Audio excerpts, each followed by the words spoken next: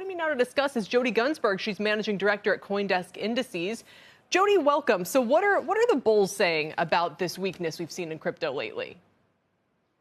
Well, I think that what we're seeing, the most important thing was the Fed's indication that they might be raising rates, which could hurt Bitcoin prices as the dollar rises since Bitcoin is priced in dollars. But also some of the unrest in Kazakhstan shook the confidence in Bitcoin's network capacity. So the bulls, what I think is going to happen is investors will use this price drop as a buying opportunity since the technology is valuable and it's here to stay. But rather than just buying Bitcoin, investors are going to take this opportunity to buy a variety of digital assets because the risk of Bitcoin itself is too high. Is too high. Why would Bitcoin be perceived as riskier than something like Ethereum or whatever else is out there, Solana and Cardano and you name it?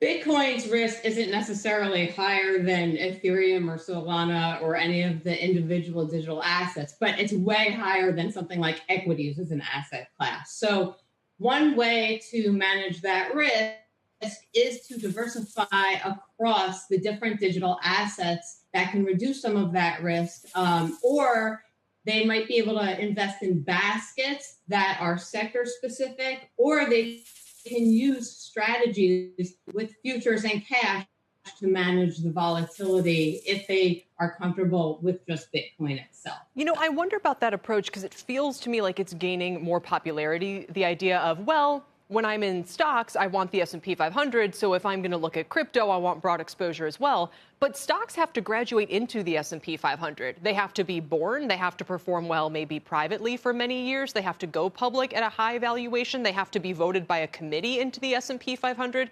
You know, meanwhile, with crypto, there are some standards like Bitcoin that are pretty well vetted. Ethereum, some of the newer ones, not so much. And it doesn't seem like, you know, you're making the same bet on something as proven as you would be by being a diversified holder of stocks.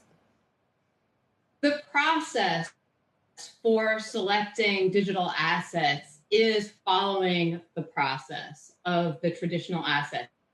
It's just a far newer asset class. We really only have data for Bitcoin itself going back to 2014 in the indices. And now with the expansion of all of the digital assets using the cryptography and blockchain technology, we're able to classify the assets into defined sectors and industries to really help investors understand how to invest in them. So just as you would have things like financials or technology or energy, we have other sectors in digital assets like currencies or smart contract platforms or DeFi that enable investors to play across the space and manage their risks appropriately.